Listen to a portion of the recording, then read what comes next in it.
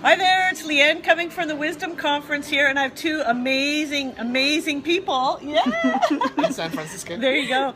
And fellow writers and creative people, and this is so exciting to be with them. And these guys are published superheroes that I just like go, oh, I'm gonna admire. So could I ask you to introduce yourself, Shamash? Hi, my name's Shamash. And milk it, baby. Yeah, come on. Alidina. Okay, you're done. Okay. Sasha, can you tell us a little bit about yourself? Hi, I'm Sasha Allenby, and I'm an author and ghostwriter for some of the leading names in the self-help and personal development entrepreneurial industry. Very cool. And yeah, that's how it's done, mate. Okay, next. Okay. And we just met, and I'm just so impressed. First of all, you're a Hay House published author, and you just gave me your card. I'm so excited to read the book. Can you say the name of it again? Write an Evolutionary Self-Help book. That's not the Hay House one. No. That's one that I published further down the line. Yeah. So write a self-help.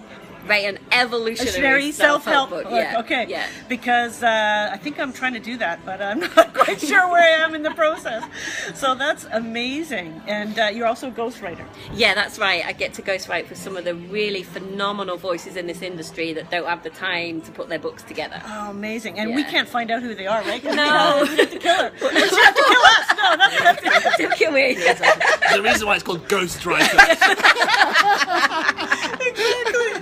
Okay, so we're having some fun here. So what about, can you give me a little more detail? Yeah, sure. Okay. So so my main background is in mindfulness. So I wrote Mindfulness for Dummies, Mindfulness Workbook, Mindfulness in the Workplace, a lot of these dummies books, and I've also wrote The Mindful Way Through Stress.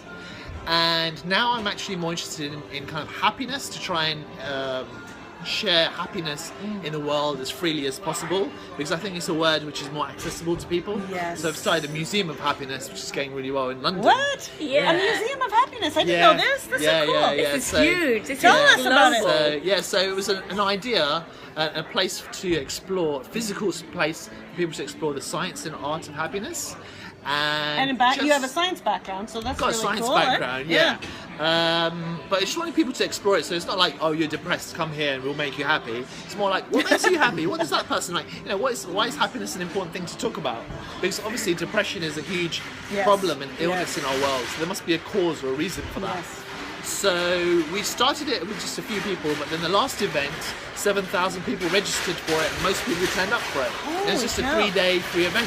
And what did you do for the event? What was we did, basically we asked the community, let's just wait for this happy person to go past. A little noisy here. Yeah. Oh, and another one. Another one. Okay, we'll just hi. Okay. Patience makes people very happy, actually. Just keep waiting. And laughing. It's just so much fun to be around. Both of you guys are amazing. Yeah, you're amazing.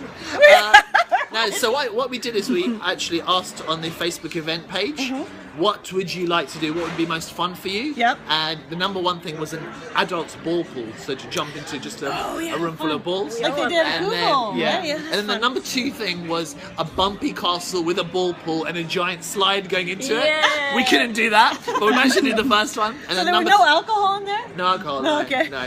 And then the third one was laughter yoga, and then it was singing, dancing, and then colouring in was very high up.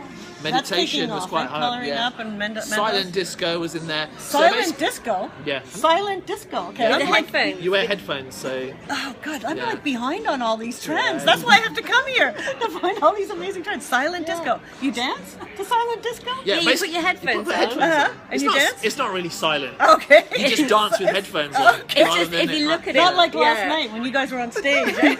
You were doing the bongos. Right? Having fun. The bongos, Oh, that's great. So it's basically laughter yoga, singing, dancing, meditation, yoga, colouring in, mindful origami, improv, and just anything else we could think of, where people kind of interact and connect with each other. So now, like, is it? You said it's a museum. Is it more of a an event, or is it actually pop-up events at the moment? Pop-up events. Yeah. Oh, cool. Yeah. Kind of terminology I haven't heard before.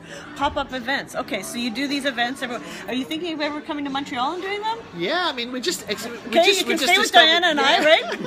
You're gonna come up from New York. Totally. Pop-up event. I love it. Yeah, maybe we'll do like a Kickstarter, and if it gets funding, then we can go around the world doing it. Oh, that'd or be so maybe great. we could create materials. to empower people. Maybe we could have a training and then people just do it in their own city.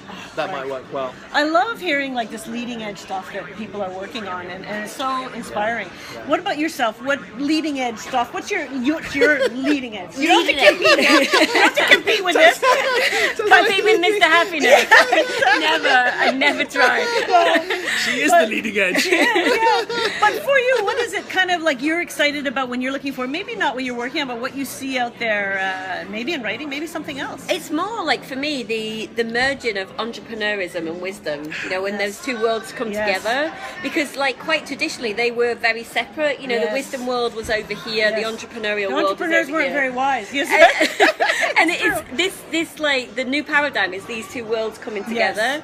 And the exciting thing about these two worlds coming together is that business gets to get wiser, and people perhaps who had a wisdom business who weren't really thinking with an entrepreneurial mindset get to bring that entrepreneurial mindset and then go out and make a big change in the world. Well, you're a woman after my own heart, because that's exactly what I like. You know, it's all about bringing business together with spirituality, with wisdom, with mindfulness, because as we know, organizations need it so much, but also all these people that are bringing this transformational work out there need to make a living. Yeah, totally. And otherwise they go back to jobs and their gifts are lost. So it's so important that we do that. And I think the part of it is providing business skills is one of the things I do, but the second part is writing, and writing skills, either actually helping them with it, getting their voice out there, or in any way you do. And then I think the third one is speaking skills, helping people to get out and speak and so forth. To articulate and having some fun as well. Yeah, of course. There you go. Not too much. Not too much, just a little bit. That's great. Well, thank you guys so much. Thank you. Can you just